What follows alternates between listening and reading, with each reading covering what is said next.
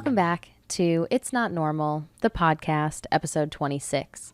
In this week's episode, I want to talk about what it can be like to navigate relationships with a sibling or siblings when you share a narcissistic parent, both when you're all living under the same roof and after you've moved out, distanced yourself, or made the decision to go low or no contact. Let's get into it. Sibling relationships are really interesting to me. More so, I think, as I've gotten older and become an adult than when I was a kid.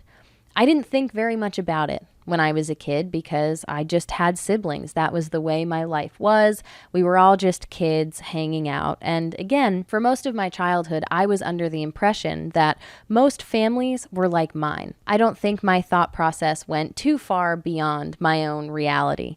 And so I had siblings, I had cousins who had siblings, and so it just kind of seemed like a really common experience for a lot of different kids my age. But as I've gotten older and we've moved into adulthood, for a little bit of context, I am right smack in the middle. I'm the oldest daughter. I've got an older sibling and I've got a younger sibling. And so as we've gotten older and moved into adulthood and started to make some life decisions, our relationship dynamics have naturally changed. And sometimes I think when you have siblings and you sort of make that transition from all living at home with your family to now going out on your own and you're more independent, your life is in your own hands and you are more over control of your own decisions than maybe your parents or your family was in the past. And so sometimes I think it's normal for you to have a sibling that you were really close with throughout your childhood that, now as you've gotten older, maybe you start to drift apart a little bit. There's a little bit of distance growing there. Maybe you have a sibling who you weren't very close with throughout your childhood. Maybe you had a lot of differences when you were growing up, but then you find some common ground as you get older and that relationship might get even better. I think it's common for people to experience, growing up with a sibling who they never felt a real connection with. Maybe there's a big age difference there. Maybe there's gender that comes into play and you just never really connected. And as you get older, maybe you move on and you're working in different places and that relationship kind of fizzles out. Maybe it's pretty low contact. And then I think you've also got a scenario where you were just butting heads like kids do, but you were still in the same environment. You got along enough. And then as you get older, you kind of make that transition from brother or sister to friend. And I think that's a really wonderful transition when that does happen successfully, because now you can kind of go out into the world and support one another. Someone who knew you when you were a lot younger, right? They were with you through all of these weird, strange phases, and they were on that one really awkward family vacation, and they know a lot of background about you. And to have that relationship that you can take with you into adulthood, I think is always really valuable. And it's a really, I think if you find yourself in that position, you're really lucky. And what's so interesting, I think, about sibling dynamics as you get older is that when you're younger, it doesn't necessarily matter what your personal preferences are or what your interests are. It doesn't necessarily impact. There's no direct correlation between those two things and how often you see one another, because you're coming back to the same house. Chances are you're eating meals at the same table. You're attending the same family functions or trips. You've got to get in the same car together to get from point A to point B. And so I think because of the nature of sibling relationships, there's a certain degree of closeness that's kind of inherently involved. Whereas as adults, if you want to be a part of one another's lives, you have to make a concerted effort to see one another and to see one another often. You have to put time and energy into coordinating those things, especially depending on where you live, where you work. You aren't in the same school anymore, coming home at the same time, having the same winter breaks and summer vacations. Your lives might look drastically different. And I think where your relationship stands and where it might go in adulthood has, or I guess can be significantly impacted by how and where you leave off. Which brings me to how a narcissistic parent might, throughout your childhood, shape your relationship with your sibling or siblings, and maybe even into adulthood for their own personal gain. When it comes to siblings, I think you can have two drastically different experiences even if you're living in the same environment, depending on, age, gender, and more specifically, when we're dealing with narcissistic families, depending on your position within the family.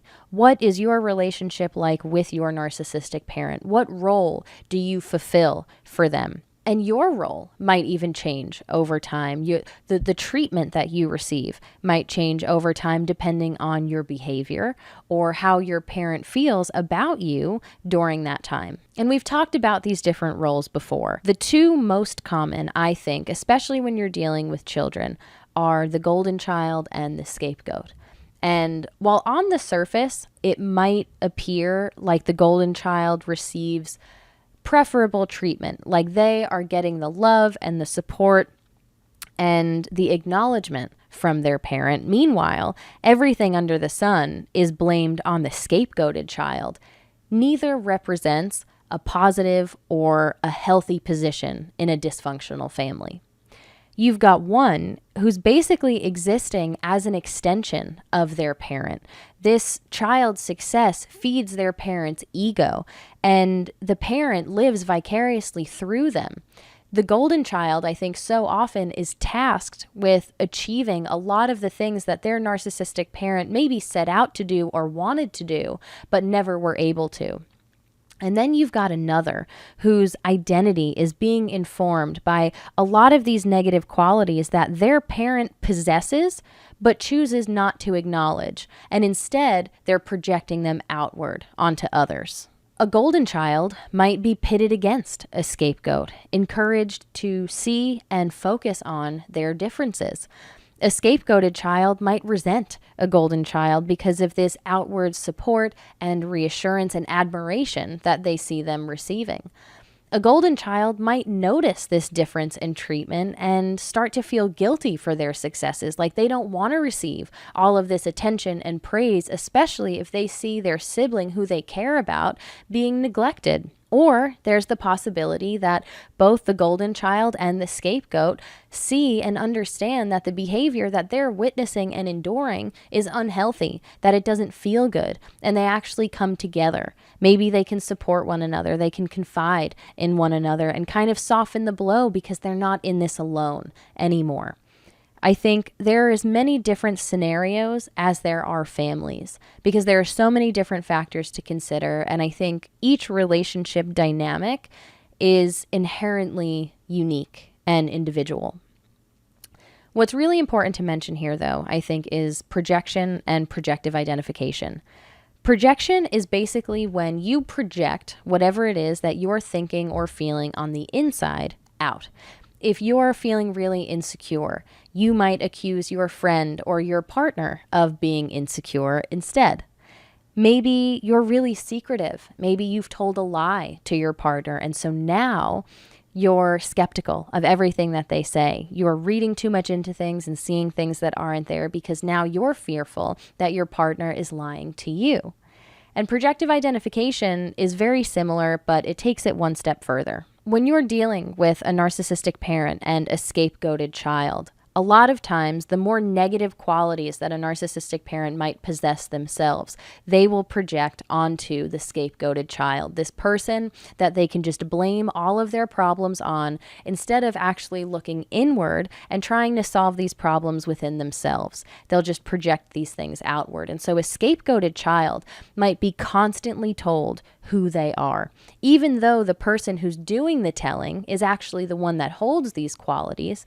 But now the person being told might start to take on some of these negative characteristics of their own. In my opinion, a narcissistic parent will use projective identification to form and mold and adapt their child's identity and personality into either an ally or someone who they can blame all of their problems on. What makes this so dangerous, I think, especially throughout childhood, is that those early years are when we're first starting to form some of these ideas about ourselves. We're first starting to understand maybe a little bit of the kind of person that we are. What are the things that we like or don't like? What are the things that we're good at or that we're not good at?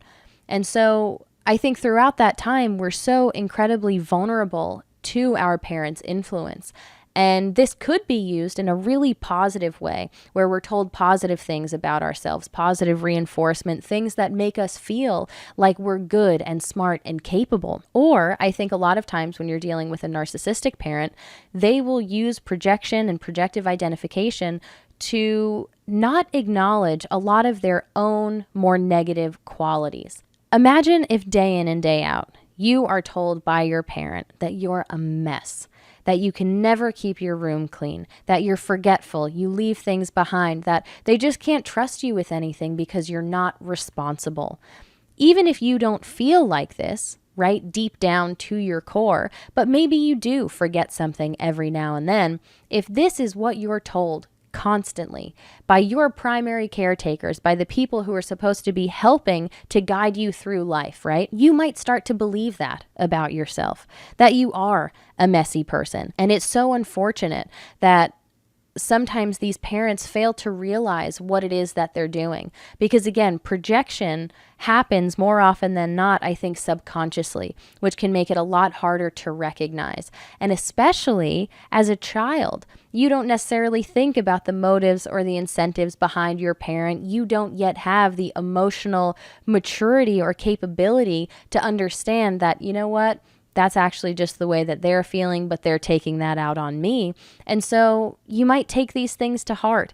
And depending on whether what your parent is consistently reinforcing to you, whether it's positive or negative, can really go on to inform your identity and how you feel about yourself and the kind of person that you think you are. And so between these different roles, the golden child and the scapegoat, and the different treatment that they receive on the surface, coupled with these natural disagreements that you have with a sibling. I think it's really normal for you throughout your childhood, if you've got a sibling, to butt heads. There are bound to be disagreements and tiffs and fights and arguments and all of these little squabbles, I think.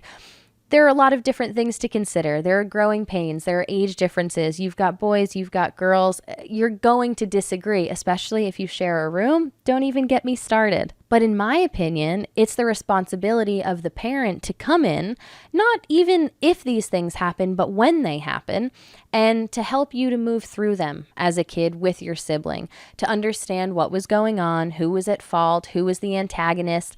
Let's apologize. Let's come together, right? Let's work through this. It's healthy conflict resolution. How can we address the problem? How can we apologize, make amends moving forward, right? Because we don't want to hurt our siblings' feelings. We're on their team. We're on their side. And now, how can we move forward after someone has hurt our feelings? Maybe they've said or done something that was hurtful to us and we don't feel too great about that. How do we forgive and how do we move on in spite of that?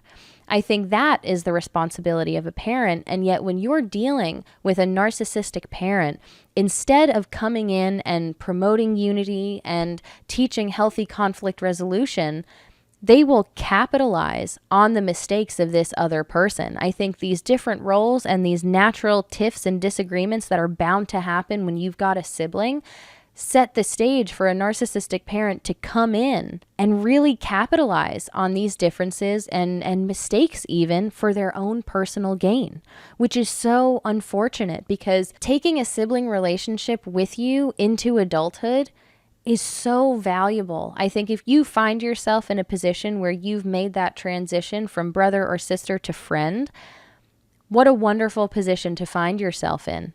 And yet I think narcissists and narcissistic parents included, I think they prefer isolation and divisiveness for a number of different reasons.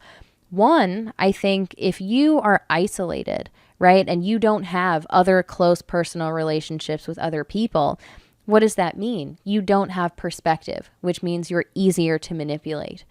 Two, I think if you're isolated, that leaves a lot of space for a narcissistic parent to enmesh themselves in your life, leaving you susceptible to believing that narrative that you and your parent are not like anyone else, that no one thinks like you two do, that it's you and your parent against the world. It creates this real inappropriate bond, I think. There's a lot of loyalty sort of that's involved. I think your narcissistic parent might even want you to feel misunderstood by your peers, because then you have no one else to turn to but your parent. And so they've got all of the control. They've got you right where they want you, which is under their thumb. And then, of course, there's the possibility that your parent is using you to further their own personal agenda. Maybe they want to punish someone, like a spouse, for instance, by turning you, their child, against them, by triangulating, by speaking negatively about this other person behind their back, by spreading lies or half-truths to paint them in a more negative light so that you feel like you can't trust them or that they don't love you or care about you, just dividing that relationship, completely drawing a line in the sand.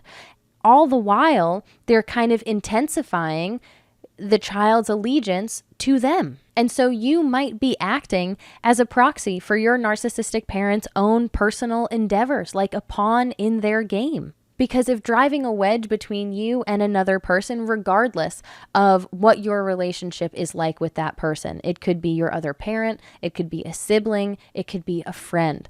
It doesn't matter who that person is to you, how much you love or care about them, whether or not this person being in your life actually benefits you.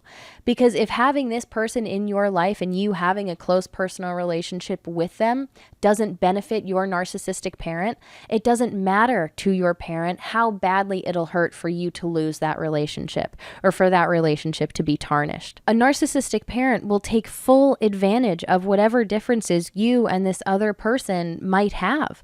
And in the face of any kind of disagreement or controversy, instead, similarly with a sibling, instead of promoting any kind of reconciliation, they will capitalize on their mistakes and they might even encourage you not to make amends. Where maybe a sibling or your other parent or a friend of yours does something and it feeds perfectly into this narrative that your narcissistic parent wants you to believe. See? He doesn't care about you. I told you he would do that. I would never do that to you. You know why? Because I care about you. You know what? They're not even worth it. Forget about them. That, I think, is so often a narrative that is portrayed from parent to child that comes off or on the surface seems like care and love, like I would never do that to you because I love you and I care about you, but this person did, so you shouldn't be in their lives anymore, or they shouldn't be a part of your life anymore. When in reality, it's a way to isolate you from other people who might have provided perspective for you, who might have shown you what other healthy relationships do look like. Maybe they saw your narcissistic parent for what they were and they wanted to be a positive influence in your life. How threatening to a narcissistic parent. Narcissists in general are so selfish and self-motivated, and they will do anything they believe necessary to maintain control, to make sure that they have the upper hand no matter the cost, even if that means driving a wedge between a brother and a sister, or a mom and a daughter. It doesn't matter to them. I've gotten a lot of messages from people who have recently moved out or are debating whether or not to go low or no contact with their parent, who have a younger sibling or younger siblings who still live at home. And a lot of times they ask me what to do, because it's an awful position to find yourself in, to be completely naive to a lot of the emotional abuse and manipulation that you were enduring for most of your childhood, to then coming to a point maybe in your late teens or early 20s where now some light bulbs are starting to go off and you're starting to see things more so for what they are. And you get to this point where the best decision for you and for your own mental health is to take a step back, is to remove yourself from that environment and to really start stepping into your independence as an individual, to no longer be a part of this toxic family system that maybe in the past you've worked really hard to try and change, to kind of revitalize where, okay, we can work on this, we can get better. But if you've tried and failed, if the other people involved, your narcissistic parent, is not willing to acknowledge their part in things, you can't change people. They can only change if they want to and in their own time. And they are the only ones that can do that for themselves. And I think that is a realization that a lot of us have when we get to that point where we're making the decision to move out or to move away or to distance ourselves, maybe go low or no contact. But now you've got someone else thrown in the mix, a younger sibling, someone that you love and care about. And it just adds a layer of complexity to a decision that's already so difficult to make. First, I think there's the obvious concern of your sibling, and all of this is dependent upon your relationships with your parents, what your relationship with your sibling looks like. As I mentioned earlier, I think there are an infinite number of relationship dynamics that exist between parents and children and siblings, but for this instance, we're going to imagine that you have a pretty decent relationship with your younger sibling, that there is love and care there. And so there's the obvious concern that by you leaving or taking a step back and distancing yourself from your family, your sibling might feel like you're abandoning them, which is never a good feeling. It's that balance between prioritizing yourself and doing what's right for you and also taking care of the people that you care about. This can be intensified, especially if in the past, maybe you've comforted one another. You've kind of softened the blow, maybe during a big family blow up or argument where you can retreat back to each other and talk about it. Even if you're upset or, someone said or did something hurtful to you, you have someone that's experiencing this with you so you don't feel so alone. And so by you removing yourself from that environment, even if that is the right and healthy decision for you, I think it's so easy to feel like in doing so, your sibling might feel like you're abandoning them. And so it's, again, this kind of added responsibility that you take on as someone who now is seeing this behavior from your narcissistic parent for what it is. Because I think normally if you've got a healthy family dynamic and, you grow up, maybe you go off to college or, you move out and you get a job, it's not as intense of a transition because chances are your parents are supportive of your move, right? They're happy for you to take this next step in life. So it's a generally, maybe emotional because you won't be living under the same roof anymore, but it's a generally positive experience. And if you've got a younger sibling, you feel comfortable and safe that you're leaving them with your parents, that they're in good hands. You don't have to worry about them. They are not your responsibility. And yet I think depending on, again, your age, your role, the role that you fulfill within your family, it can be really easy when you're dealing with a manipulative parent to feel responsible for the other people that are involved, to kind of put yourself in front of them when you can, to protect them as much as you can from whatever it is that's going on. And now if you're no longer physically in that environment, you're not going to be able to do that anymore. And so it can be really hard to make that decision all while ensuring that your sibling knows that you're not abandoning them or leaving them behind. There's also the possibility that you leaving, depending on how that transition went with your narcissistic parent, because again, we know that one of a narcissist's main obsessions is control.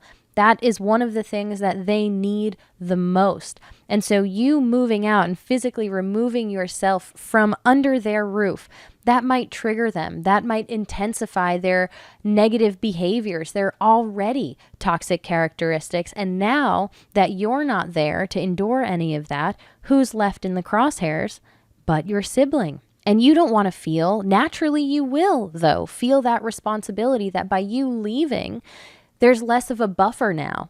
If you hear something going on, maybe, you would have been able to step in and diffuse the argument or mediate in one way or another. But now, if you're not there, your sibling might be the sounding board for all of this. All of that negativity might transfer directly to them. And be even more intensified now, which is the last thing that you want for someone that you love and care about. Or It can go in the completely other direction where maybe you taking this stance and actually moving out scared your parent a little bit because they completely lost control of you. Maybe you're kind of like a lost cause at this point, right? And they don't want to do that again. They don't want to lose control of any other member of their family. And so they might take a completely opposite approach, and they might start to be a little bit less controlling on the surface, maybe a little bit more lax, letting your younger sibling do things and have the freedom that you wanted and deserved, but never got. And now, what's really important to mention here, I think, especially if you're looking to maintain a healthy relationship with your sibling once you've both moved into adulthood, it is so important for you not to resent them for having the freedom that you wanted but never got. And maybe even as a result of you moving out, or you going no contact, or you distancing yourself in one way or another. It's like you made this big change and now all of a sudden the behavior is a little bit different. It's important to remember that it's not their fault for getting to do or experience all of these things that maybe you missed out on because your parent was even more controlling when you were their age. It's a positive thing, maybe, if your sibling is receiving a little bit, even if it doesn't come from a healthy place, but if your parent is treating your sibling a little bit differently out of fear or out of spite, even to kind of prove, well, you distanced yourself and you did all of these things, but you see, we're not that bad. It's not your sibling's fault. And there's nothing wrong with them getting to experience that, even if you didn't. Sure, it might suck for you to kind of be watching from the outside in now, like, I wish I got to do those things when I was your age, but I never got the chance to. I think sometimes, especially if you're the first one to kind of raise any red flags and to make that decision to move out, to move away, to cut them off, you can be the one who kind of paves the way where, no one ahead of you did that. And so the road is going to be really messy and bumpy, but you're going to navigate it. And I think, even just visually, when you imagine something like that, anyone who follows behind will have a little bit of an easier path to follow because at least there's something there, right? And so it's important, I think, not to resent your younger siblings for these things, but instead to kind of hope that if they make the decision to stand up for themselves and to gain their independence, that, maybe they have some breadcrumbs now to follow so that this transition won't be as hard for them as it was maybe for you. And then, of course, there's the smear campaign. And this is probably one of the most troublesome and one of the scariest parts of breaking out of a narcissistic family, of cutting ties with a narcissistic parent. Recognizing the abuse, the emotional manipulation, and seeing your parent accurately can feel to them, and even to you maybe in the beginning, like betrayal. It's not uncommon, I think, for a narcissistic parent to try to tarnish the character of their child, of a child who is broken out or who has distanced themselves, who is tried to hold them accountable for their more negative behavior. And so again, a parent may not want to go through that a second time. They might not want to lose control over your younger sibling. They might not want your younger sibling to follow in your footsteps and to see them accurately, to see them for what they truly are and understand how toxic and unhealthy their behavior actually is. And so to combat them following in your footsteps, they might run this smear campaign that much more intensely with your younger sibling. They might tell lies about you. They might try to tell your younger sibling that you are abandoning them, that you don't care about them because if you did, you never would have left. Maybe that your life choices are a lot worse than they actually are. Maybe the company that you're keeping isn't all that great. I think anything a narcissistic parent can scrounge up to try to make you look like a bad person, to really paint you in a negative light to your younger sibling, they might do. It's absurd to even think about all of these things, but when you're dealing with someone as manipulative as a narcissist, none of these things are off the table. There's no promotion of unity. They don't encourage reconciliation. It's the complete opposite. And so that's a big fear because especially if you're dealing with a sibling who's under the age of 18, who is still a minor and under the care of your parent, that can impact how often you're able to see them, how often you're able to talk to them, and in turn, what their view of you is.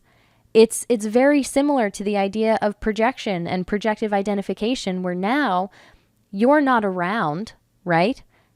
And so all your younger sibling might be hearing is what your parent is telling them.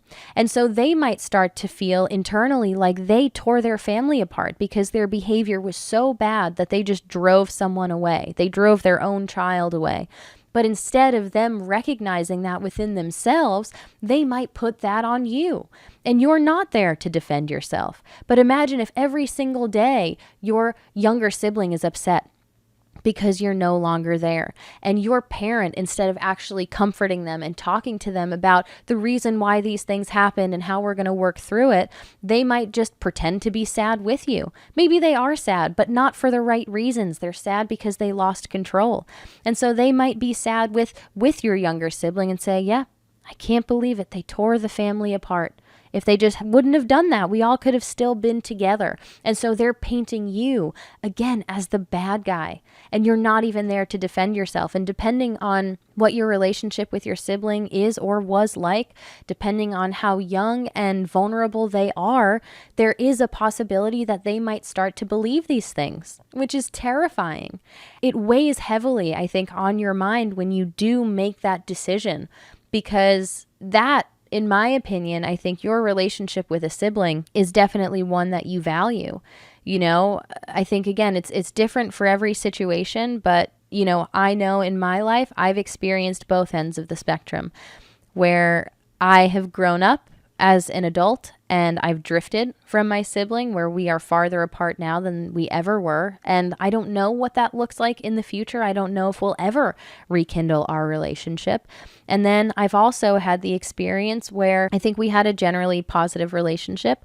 And as we got older and moved into adulthood, we successfully, and I feel so lucky to be able to say this, made the transition from sibling to friend, where we still are able to kind of recall all of these memories from our childhood and confide in one another, you know, about maybe some of the more difficult times that we've faced in life in general, while having this background understanding and knowledge of who the other person is and who we've been throughout different times in our lives. But we're also able to look at each other as adults and as individuals who are going to go off and do our own things in life. And that might mean moving to a different place or doing different things for work. But, you know, we're willing to make that effort to put that time and energy into still being a part of each other's lives. And, you know, looking back, I think that was one of the things that I feared the most, was losing that opportunity, the opportunity to continue that relationship, because I didn't know how I would be painted once I left. My best advice, I would say, if you've got a younger sibling and you've come to the point where the best decision for you and your mental peace so that you can start to heal is to distance yourself from your parent, to move out, to move away, to go no or low contact, whatever it might be for you. If you've come to that point and you've got a younger sibling that's involved, my best advice would be to be a good example for them. Try to maintain contact with them if you can, whether that's seeing them in person on occasion, whether that's talking to them on the phone or texting them or writing letters. Try to maintain some kind of communication so that they know that you're there. You're a part of their life. Make sure that they know, even before you leave, before you actually make this decision, make sure that they know that they can come to you with anything. Questions, looking for advice. They can be honest and vulnerable with you, and nothing that they say to you will you take and run back to your parent and tell to them. They're not going to get in trouble for it. And I think more than anything else, be a safe space for them. Show them the kind of behavior that they can and should expect from other people in their lives who tell them that they care about them. Because that is probably one of the most disorienting aspects of being raised by a narcissistic parent, is being told that we love you and we care about you and we only want what's best for you. And yet the treatment that you're receiving from the very same people who are telling you these things, it doesn't feel like that. because there's a lot of stress and tension. There's yelling, there's lies, there's stonewalling, gaslighting. It's none of these things correlate with one another. Control does not equal love, and manipulation does not equal care. And yet that's what you're told, I think. And so it can be really confusing as you grow up to expect healthy behavior from people in your life if you've never experienced that in the past, because you don't know what to look out for. And so be a good example for them. Be kind and empathetic and understanding, and show up for them when they need it. Also, allow them to grow as their own people. Tell them that independence is okay. It's okay for you to make your own decisions, and you don't have to feel bad for saying how you truly feel if that upsets another person, because everyone has different opinions. All of these different things, these red flags that you started to notice as you were approaching that point in the road that you're at now, where it's like, okay, it's time for me to go. All of these different things that you've noticed and that you'll continue to notice as you reflect on your experience, I think, throughout your childhood, put them into practice in a positive way with your relationship with your younger sibling. Kind of make sure that, you hit those different points where it's like, hey, do you ever feel like you have to just get up and start helping someone as soon as they get up, even if they don't ask for your help? Like, do you feel like you just always have to be doing things for other people? Have these conversations, try to feel out how they're feeling. Maybe some of these things that they picked up on, this hypervigilance, right? This self-doubt. Let's get to the bottom of it. Let's talk about it. And just, I think as long as they know that you, as their older sibling, are a safe space, there's an open and honest dialogue there, that I think is the most beneficial thing that you can do for a younger sibling while they're still living at home with your narcissistic parent. And on that note, I think I'm going to be wrapping up this week's episode. I really hope you enjoyed it. I've gotten so many comments and messages from people surrounding this topic, and it's hard to address them all individually. And so I wanted to kind of put all of these different questions that I've gotten and these ideas that I've had in terms of how to best handle this into one concise episode, so that hopefully this makes a little bit more sense, not just for one of you, but all of you, anyone who's ever asked. So if you like this video, please be sure to give it a like. If you're watching on YouTube, comment, subscribe to our channel, do all of the things.